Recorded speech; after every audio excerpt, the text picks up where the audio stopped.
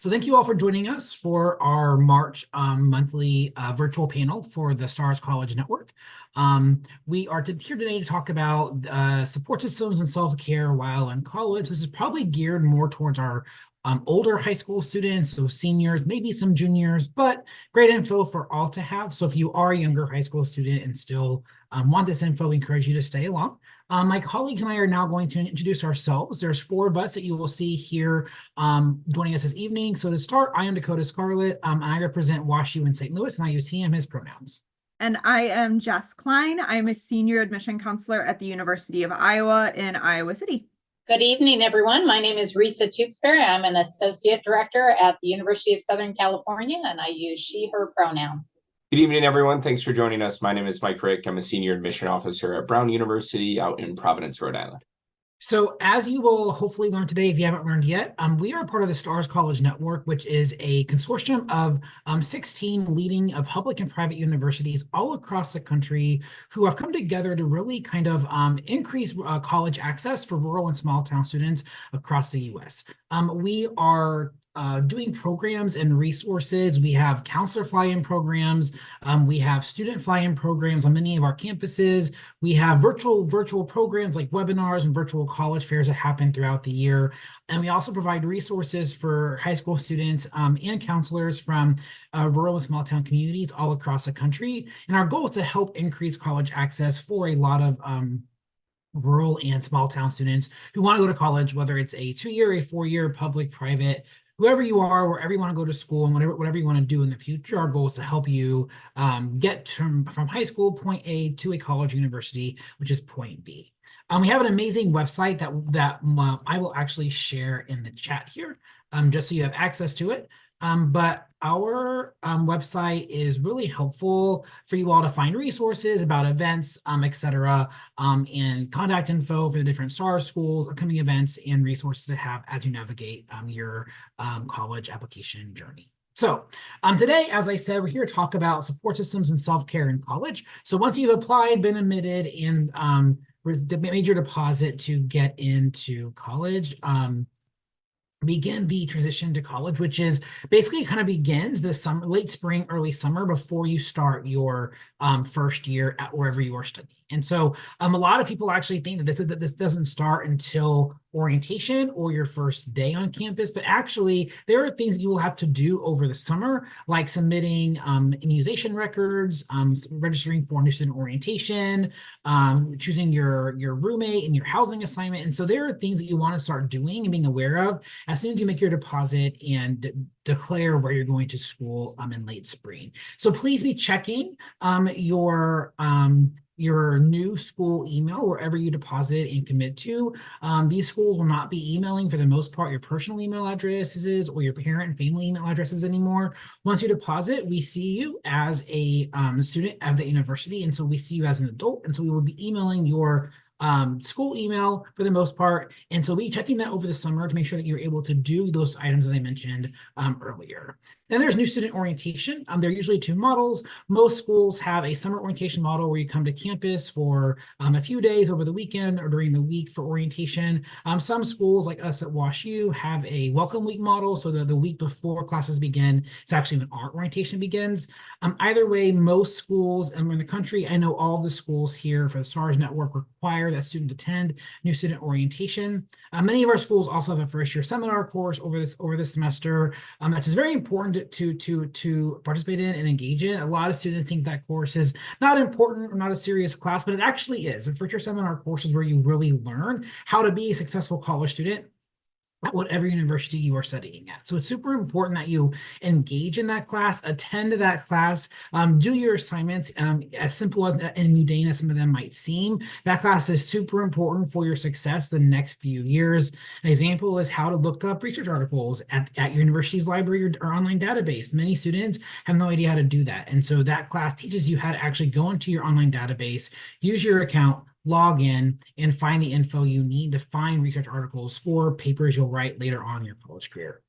First 40 days of programming is also kind of like the first month of programming. Every school, whether it's a week, a month, or 40 days, has some sort of welcome programming the first few weeks of the semester to help you make friends, make acquaintances, and to help you establish connection.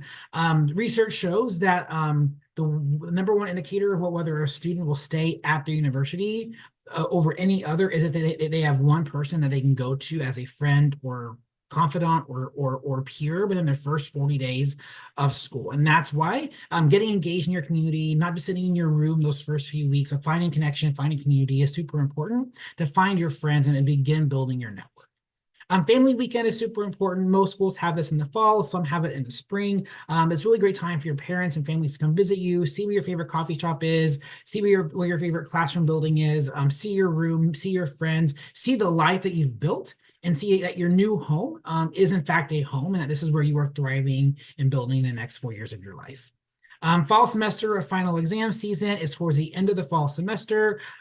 Super important to prepare for that. Make sure you're using some of the resources we'll talk about later this slide deck about how to take care of yourself mentally, physically, and socially, so you're able to go in and excel and rock finals out of the park that first semester. And then winter break, what every student is waiting for once fall break ends is winter break, the end of your first year, great time, end of your first semester. It's a great time to go home and see your family and friends, and also reflect on what went well, what you can do differently for next semester, and prepare for the spring semester coming ahead. So that's for those of you that are seniors.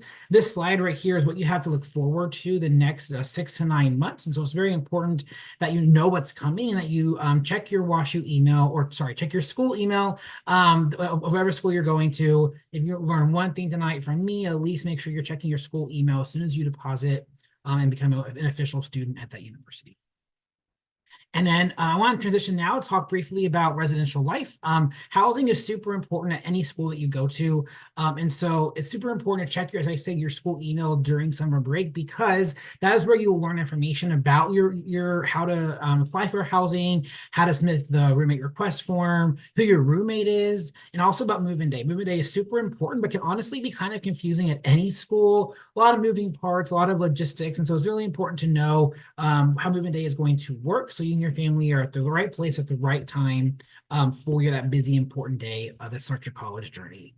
Read and follow packing lists. Some students think that the packing list is not important, or that we just make up what's on the packing list. No, it's there for a reason. There are certain things that we don't allow in the residence halls across many schools. And so if your school says don't bring X, Y, and Z, don't bring it. Don't try to break that rule. I promise you will know it's there. We will find it. And you don't want to start off your next 4 years on the wrong foot. So if we tell you to not bring something for your packing list for your residence hall, please don't do that. Get to know your roommate over the summer, actually. As soon as you find out who your roommate is, meet that person. Most of us on this slide deck are older, so we didn't really, on this panel are older, so we didn't really have TikTok or Instagram back when we were doing this. But, whether it's Instagram, TikTok, or email, get to know your roommate, because you and them can figure out who's bringing what, that we aren't bringing duplicate things like duplicate TVs or duplicate trash cans or duplicate whatever with you. So as early as the summer, get to know your roommate. Figure out who they are and what they're bringing with them to your room or your suite. Again, understand move-in day instruction. Super important to know what move-in day is going to look like, as that's a very busy, important day, but also can be very chaotic and kind of at times very, very hectic. And so in a good way, but make sure that you're prepared for what that day is going to entail.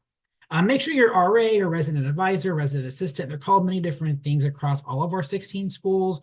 Whoever that is, get to know that person. They'll kind of be your gateway into other resources at your school. If you want a job, or need to understand what office hours are, or need to understand how to get involved on campus, or understand what the final schedule is like, your RA, whatever that means at your school, is your go-to person, the first resource you have as soon as you begin your time at the institution. And lastly, all the residence halls have programming within the residence hall, or whether it's floor programming or building-wide programming. So please engage in that. Again, it's super important to make friends and make connections, because that's how you'll make your home your new university. And make your new place your home for the next 4 years. All of that begins, again, those first 40 days. So super important to engage in both campus-wide, but also building a floor-wide programming during your time starting off your next 4 years at your next place. So hopefully you learned a lot today from me. Pass it off to my colleague Jess now from Iowa. Thank you, Dakota. So I'm going to chat about what happens once you are on campus and you have a bunch of different opportunities to connect with others on your campus. So as I mentioned, I'm a senior admission counselor, and something that I tell most of, if not all of the students that I work with on a year-to-year basis, is that when you are settling into your routine at a college or university, one thing that you really want to look at is how you can get connected to the community there for a number of different reasons that we will talk about. But one of the ways that you can typically do that, no matter where you choose to go, is through a student organization or a student club. In general, every school will have different terminology and different verbiage for these. So for example, the University of Iowa calls ours student organizations, but that is essentially an umbrella term for clubs or ways to get involved or different opportunities to meet people on campus. So for example, that might include, depending where you go, that might be things like academic clubs, they might be Greek life or fraternities or sororities. We at Iowa call that FSL or fraternity sorority life, but it does kind of fit under the umbrella of student organizations. It might be things like athletic clubs, intramural sports. It may be clubs that don't have a category at all, which are typically called special interest. And if you are taking a look at the list of student organizations or clubs or ways to get involved that your specific institution has, and you don't see something that you are interested in, most schools will allow you to start your own student organization or club.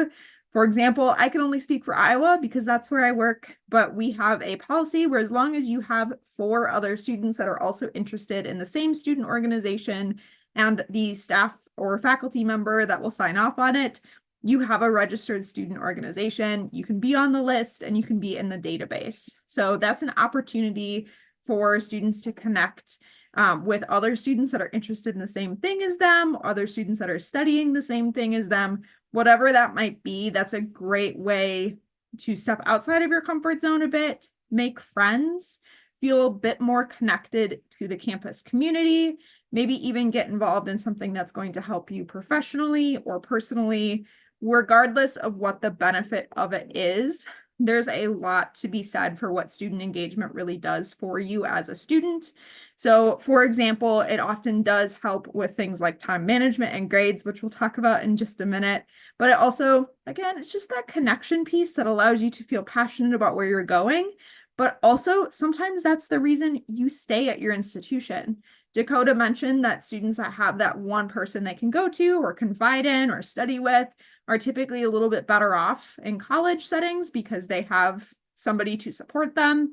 Student engagement is a great way to find that person or those people for you so that you have a support system on the campus community or the campus that you've moved to. There's many different ways to join these organizations as well, and most colleges make it very easy. Usually there is some sort of opportunity to have a fair type setting, almost like a college fair, where you walk around amongst a bunch of different student organizations and sign up for some of them that you might be interested in, or just learn more before you give them your email and commit to coming to meetings. There's typically that method, but there may also be emails that come directly to you. And all you need to do is email the account back and let them know that you are interested. At the University of Iowa, we even have a chalking policy where students can advertise on our sidewalks on campus. So lots of student organizations will write what they are all about in a small chalked ad on our university campus, and students can just reach out from there. That was something I did as a student in college. It's a really unique way to get involved, but it's definitely a great way to go about it, and usually very easy to get involved in most of those different types of opportunities. So in terms of what student engagement actually does for you, on the next slide, there's some examples of why this is so important. You're going to hear it from not just us tonight, but you will hear it from academic advisors, from professors, whoever it may be that you are chatting with. They might encourage this for a number of different reasons. I've already mentioned it's important that you get connected to other students, that you feel connected to the campus community. It helps you feel like you are more at home. It kind of helps give you that mental health break from studying all the time as well if you have another activity that just gets your mind off of it, allows you to take a break, take a breath, and really feel like maybe you're just kind of winding down for the day. But it also does help you build your resume. So if you are a student that is interested in going to med school, going to grad school, law school, whatever that might be, or just going straight into the workforce post-graduation, employers, as well as admission offices for all of those different types of programs, want to see well-rounded resumes. And something that you can put on a resume is a student organization. It doesn't always have to be professional or academic in nature. It can be whatever you want it to be, but typically your school has a career center that can help you transfer those skills that you've learned in that student organization onto something that's going to benefit you in the future. But that being said, there's also plenty of those professional organizations that help build that resume as well. We've talked a lot about kind of the special interests as well and what different types of categories you are, or you may find student organizations falling under. It's also a great opportunity to try something new. So if there's a student organization centered around a skill set you maybe don't have yet, you can learn something new through that student organization and meet new friends in that way as well. It does also teach you time management to get involved because you'll be balancing different meetings or maybe different activities that that student organization is involved with, in addition to your regular course schedule. And it opens you up to opportunities for leadership and opportunities for networking. You'd be amazed who you could meet through a student organization. A lot of times student orgs will bring in speakers that might be alumni. They might be maybe people that are already in the workforce that are kind of chatting with students about what they're looking for. It might be people that can help talk about how to get to that next level of grad school or med school. So there's definitely opportunities to learn professional skills and to network with some people, but also plenty of opportunities to be a club president, vice president, and those types of leadership skills transfer onto a resume quite well. So again, you can use them in whatever that next step might be. So highly recommend getting involved on your university or college campus and just seeing where all of those fun kind of outside of the classroom types of opportunities will take you. So at this point, I'll go ahead and turn it over to Risa. All right, thank you, Jess. You've gotten a lot of good advice from both Dakota and Jess so far. I want to talk to you a little bit about academic support. Of course, when you're going to your college or university, your goal is to earn a degree. And our goal as an institution is to help you graduate. We want you to be successful. We wouldn't admit you if we didn't want you to be successful. So take advantage of all the resources that are put out in front of you. You heard from Dakota and Jess both about checking your email or checking that chalk advertisement on the sidewalk. You're going to see all different ways where we contact you. But unfortunately, nobody's going to be knocking on your dorm room door and dragging you out to go get free tutoring or support services. You need to take advantage of all of the resources that the colleges provide. And there are a lot. But you need to learn to advocate for yourself. So if you haven't needed to get those extra support services in high school, that's great. If you have, you're probably more well prepared in this regard than some of your peers. But we want you to take advantage of all of our resources. We put them out there. We make them available to you. They're free of charge. We want you to be successful and to graduate at the end of that 4 years. So let's talk about what some of those kinds of support services are. So first of all of your colleges, your classes, they're going to have advisement, whether it's mandatory advisement like we do at USC, you're required to meet with your advisor before you register for classes, or whether it's an advisor is available for you just on drop-in hours, whatever the case may be, take advantage of advisement. You don't want to take your roommate's advice about what courses to take in order to graduate. They might have a different major. They may have been misinformed. You want to talk to someone official with the university that's helping you plan out your coursework so you will graduate at the end of the 4 years. We also know many of you may be changing your mind, changing your major, exploring new options. Your advisors can help with that. They can help walk through what your different options are, how to add in that minor you're considering or that double major, or how you're going to fit in that overseas study program you want to do. So take advantage of the advisors, make appointments, get in and see them. Don't just shoot emails off, although that will work too, but we'd love for you to sit down one-on-one and have those conversations. Also, your professors, your faculty members, they have office hours. And these aren't just office hours to talk about what happened on the exam last week. This is also an opportunity to talk about what's coming up on the exam. Or, hey, well, they want to look at that rough draft of your paper that you're considering submitting. Or maybe just talk to them about their area of expertise. They love to talk about their research, their area of expertise, maybe help you with some ideas of what career opportunities would be available to you.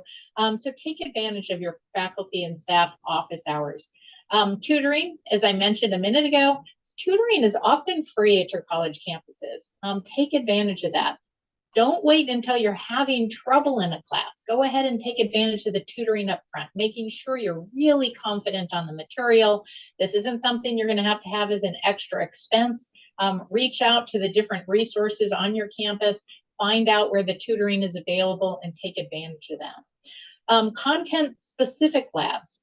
At some of our colleges, most of the colleges in the network are going to have specific labs available for you to go in and work through, whether it be for a specific class or a subject area. Maybe it's a language lab or a writing lab where you can go in and get some extra support or help for your classes. Lots of online resources. Even the STARS network, many of you may have taken advantage of Schoolhouse or Khan Academy. Those online resources will continue to be available to you while you're in college, but many colleges also have online resources that you can take advantage of. Just extra study support, flashcards, different things to prepare you for exams. So take advantage of those opportunities as well. Lots of colleges have events with faculty. This is a picture of one of our faculty members doing a senior dinner where they just invite students in to sit and chat and talk about different areas of things that they're interested in. So take advantage to get to know your faculty outside the classroom. That can be something like a dinner or a talk. We also have a program called Peaks with Professors, where you can go on hiking trips around Southern California with your professors and just getting a chance to talk with them outside the classroom. That can be that added bit of support for you. A mentor is developing out of those different experiences, but also, again, another opportunity to talk with your faculty about your interests, what you might want to do with your future, and that can help you be more successful when you have a better idea of those end game opportunities. Lots of colleges have study groups, whether that be something informal, like the friends on your floor that you've met, the students in the next suite down the hall that have the same classes and want to get together to study to keep you on task so you're not checking social media or checking your phone, you're actually studying and doing your homework. But it may be something very specific to your class. I know a lot of our STEM classes, specifically math and science classes, we have study groups where students can just sign up, and an upper division student that's already successfully completed the class will be present for the study group to help answer questions, just on an informal basis, but we as an institution are paying that upper division student to attend your study group so that they can help answer your questions and help you get through that homework. That can be a great way to keep you on task, but also just help you understand that, maybe you didn't have a question, but when you hear that other student's question about the material, that will resonate with you. You'll learn a little bit more and be a little more confident in the material for your classes. Exam review sessions. Almost all of our classes, we have exam review sessions, whether they're including the professor or whether it's just the students on their own, like a study group, putting together review information sheets, study guides, so that students can be successful. Again, it's our goal for you to be successful, not to weed students out. So we want to have these resources and opportunities available to you so you can do as well as possible. Learning support centers. We also have learning support centers for you if maybe you've got some different learning challenges. Maybe in high school, you had some additional resources for untimed exams or note takers or additional resources to help you with your learning challenges. Our colleges have those as well. Ours is called the Korshak Center, where you can go in and meet with someone. They can help you with how to study more efficiently, but they can also provide note takers or work with your professors for extended time if you need that. So take advantage of whatever resources are available at your college. And again, they're not going to come knocking on your door. You need to advocate for yourself. take advantage of all the resources you're going to learn about during orientation and registration. Make sure you're reading your email messages about those as well. I mentioned faculty as mentors. We also have upper division and alumni mentors at USC. A lot of our colleges provide that, where you can have a mentor, somebody that's in industry of the career that you're hoping for, but it may be a mentor that's an upperclassman that's successfully gotten through organic chemistry and is also a pre-med student, somebody that's being a mentor and advisor for you, more just on how you're handling life and school and classes and planning ahead, somebody that can just be that other support person for you. We mentioned that in terms of engagement and getting to know the people in your housing community, but we also want you to have academic mentors. And then career services. This can be a great place for support for you for your academic areas as well. Because when you're looking at your academics and your choices of majors and minors, we're also thinking down the line. What's that first career going to be like? Do you need help getting a summer internship so you can solidify that interest or make sure you're on the right track? Some of our students will get that first internship and then decide, hey, this major isn't for me. That's great. Better to know now than after you've graduated. So we want you to take advantage of the career services, both for internships, for summer jobs, but also when you graduate and are looking for your first full-time employment. So take advantage of all the resources on your college campuses, read your email messages, and advocate for yourself. Now I'm going to turn it over to Mike, who's going to talk to you about some of the mental health and physical health resources. Thank you, Risa. So as she mentioned, we are going to wrap up the presentation with a little bit just about your personal well-being.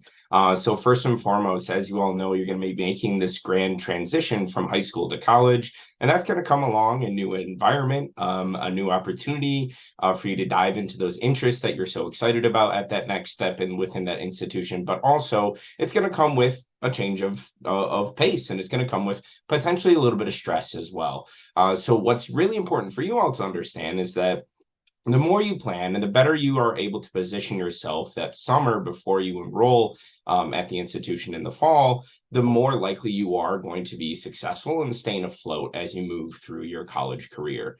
So speaking specifically to mental health and your well-being on your college campus, what you really want to do at this point of time is to make sure that you have a plan of action in place. Understand yourself. Make sure you take a little bit of time to self-reflect and really ask yourself, what makes you tick? What makes you run smoothly? What makes you annoyed or unhappy? And how are you able to mitigate those things and make sure that you are able to achieve the goal that you're setting out to, while also still having a good experience throughout the entire process? So what's really important, as I mentioned, is to make a plan, to physically stop and write a plan out and identify the different resources that will be at the institution which you enroll in, so that you will be prepared and have a plan of action to go towards before you even step foot on that campus. So when I think about mental health services on college campuses, what often immediately comes to mind will be the counseling and psychiatric services, or CAPS. Many institutions actually call it CAPS, C-A-P-S. That's what Brown calls it.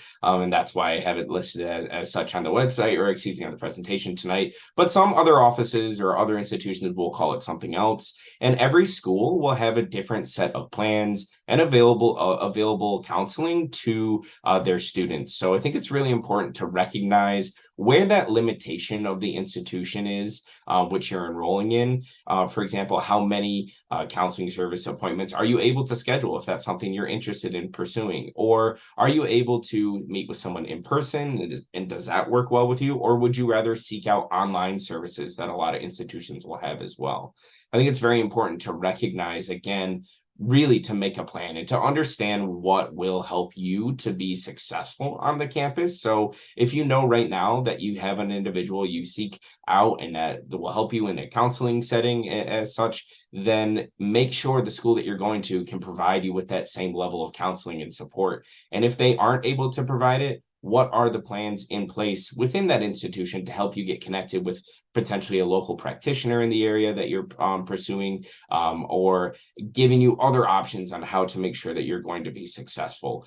So the best piece of advice surrounding that would really be to reach out before you even set foot on the campus and you start your semester, is to contact the counseling and psychiatric service offices if you're somebody who foresees that you'd like to utilize their services, to ensure that they have space to take you in, that they're that you understand the appointment making process, and that you're able to make sure that you are being taken care of whenever you end up in that new environment away from home.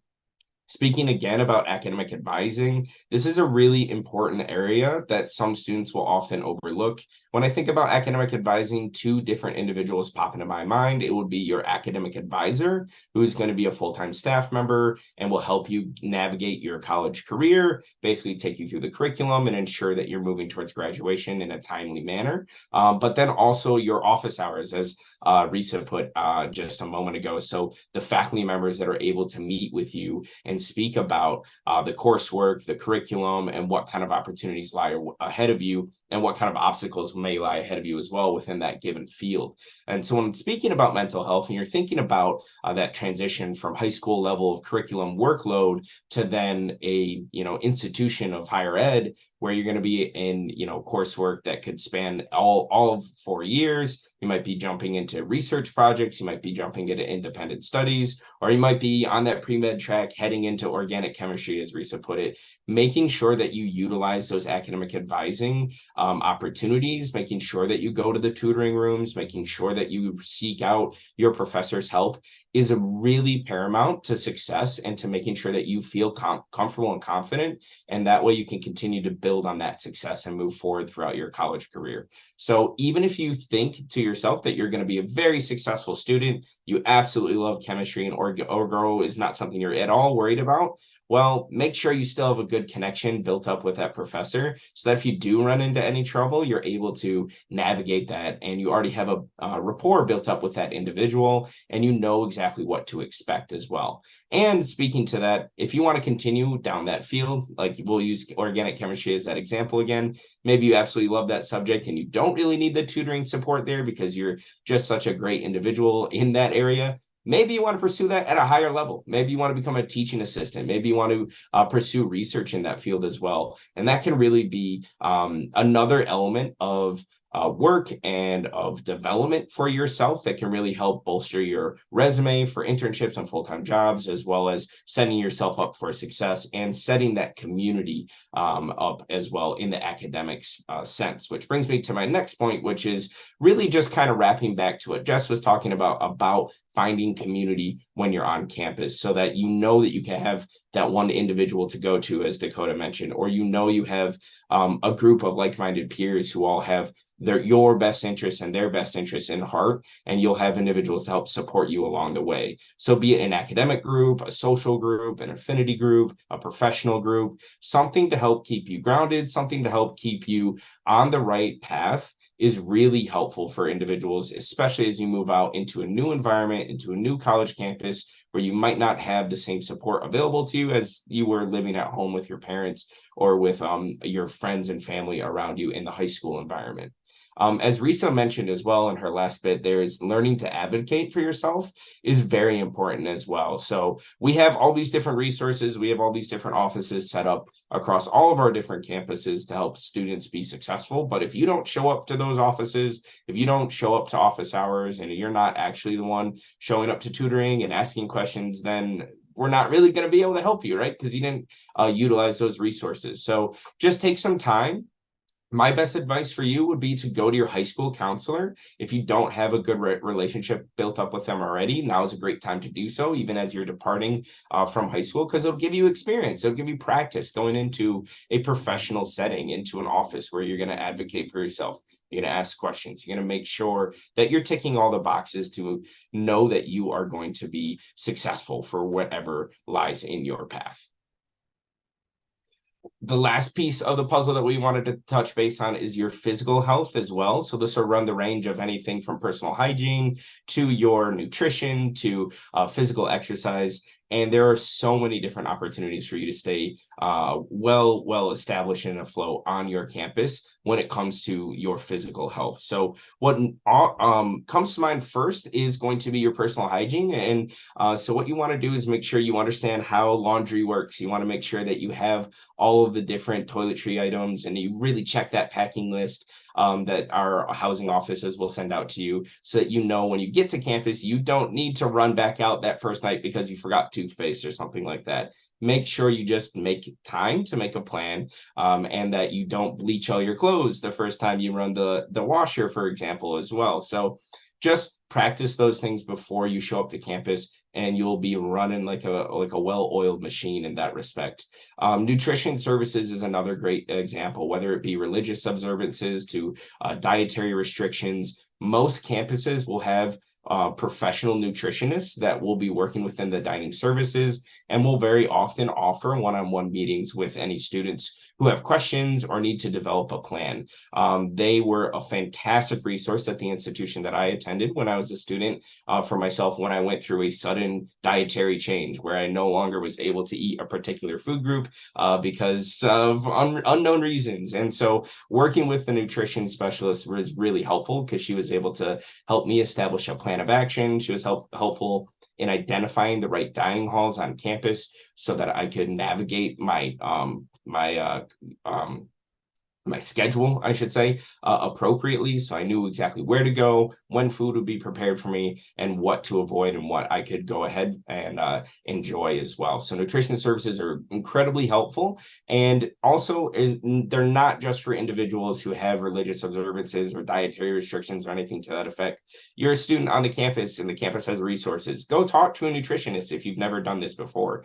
You're going to be in charge of your own health and well-being. You're going to be the one putting together your meals on a day-to-day basis, whether they're prepared by you or for you in the dining halls. You're still picking out what you're going to eat. And it's really important that you stay on top of your physical health so that you can continue to perform excellently across all the other avenues too. Speaking about other ways to get active on campus as well, as you can see right here, this is a varsity softball game that our students were playing at. And you may be a varsity athlete heading down that path. You may not be, but there are so many ways to still get involved in team-based athletics as well as personal athletics too. So if you want to join intramural sports, it's a great way to join a team, put together a bunch of individuals maybe to play a soccer game on your floor. Great way to build community as well as getting some exercise and keeping those endorphins up as well. Beyond intramural sports, we'll often also have club sports and then, of course, those varsity sports. And club sports will typically run kind of that middle ground between intramural sports and varsity sports, where you're still often representing your university on the club tennis team, and you might be playing against another university on their club team, but it's just not quite up at that varsity level. And then, of course, varsity sports are, Division I, often varsity college sports and varsity athletics, Division I, Division II, Division III. There's very many opportunities to pursue these different athletic opportunities and to stay in good physical shape and fitness, of course. Physical education is another great opportunity that a lot of students often will overlook. So when you're developing your curriculum on campus and you're really trying to hammer down what your schedule is going to look like, very often most students will have anywhere from a full semester to sometimes even half of their curriculum will be completely elective-based coursework. And so you can choose which courses you want to pursue. You might be, again, in that individual on that pre-med track looking forward to going to medical school. But if you have some free time in your schedule, why not pick up a bar class, a spin class? Why not go for an outdoor, mountaineering class? I've seen those offered too at different institutions, right? So there's so many ways to pursue these different avenues to get yourself into staying into good shape or better shape, and making sure that you're staying, as well established on your campus as possible. Clubs and organizations are also another great way to stay involved in the physical health realm as well. Again, whether it be an athletic club or if it's a outdoor club, something to that effect. I was a part of the mountain biking group when I was a student, which was really fun and a great way to stay in shape and to meet other like-minded individuals and really enjoy your time around campus. But you might want to ask yourself, are you pursuing Brown University in Providence, Rhode Island? Maybe you get into sailing or into something like that? Or are you pursuing USC? I've heard surfing's fun. You know, are you going to Iowa? You know, they have different events out there too. You know, it really depends on where you're going to be, what that setting looks like, what's popular at that institution, and what's going to be available to you as well. But with that in mind, we are really excited to answer any questions that you may have.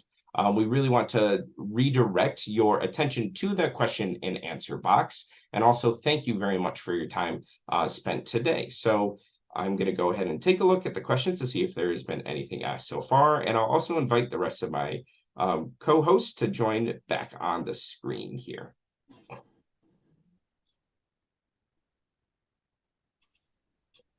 And it looks like a good number of questions that have come across so far are really surrounding just involvement in the STARS College Network. Risa, I'll pass this over to you. You know, do you have recommendations on the best way to get involved within the STARS Network? Yes, if you just go to the starscollegenetwork.org, it's the same site where you signed up for this event this evening. You can go to that site, you can sign up. There is no membership per se or designation or application to be part of the STARS network. The resources on the website are available to all students. So whether you are officially from a small town or a rural community, or you feel an affinity for students from those areas, or your background has reflected that type of experience, feel free to take advantage of the resources on the website. I mentioned during academic support about the Khan Academy and Schoolhouse resources for academic support. And I did have a question come in while I was speaking asking, are those resources available to high school students? Yes, absolutely. You can continue to take advantage of them after you get to college, but any of the resources on the STARS network, you can take advantage of right now while you're still in high school. Thank you, Risa. The next question comes from Joanne. She is asking specifically about fly-in programs that our different campuses are offering. And as it just so happens, each of our institutions is involved in some form of a fly-in program. And so I'll speak specifically to the student fly-in program that Brown University offers. And we're directly partnered with the University of Chicago with our program. And so through the STARS network, we typically will fly in about 30 current juniors, sophomores or juniors to our institutions. Those programs are available to apply for starting in the late summer, and they occur during the fall and the spring. So currently, right now, there is no application open for the Brown University or UChicago programs. Jess, I know there's an Iowa drive-in program, so you want to speak about those. And Dakota, I know you're running things at WashU. Same thing with you, Risa. So how about we just go down the line? Yeah, I can absolutely speak to that. So the University of Iowa does have some programming coming up. It is invitation only, but it is not the only opportunity to come visit the University of Iowa. So if you have questions specifically about that, I'm definitely the contact person for you. And you will see in just a moment a QR code to get to our website. So all of our programming is kind of on our university website. And there's plenty of things to choose from, including more virtual options as well.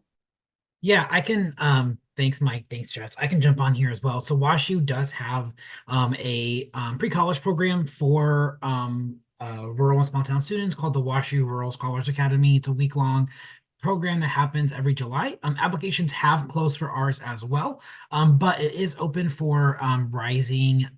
It opens every fall and spring for rising juniors. So current first-year students in high school could apply for that program next fall and come join us next July.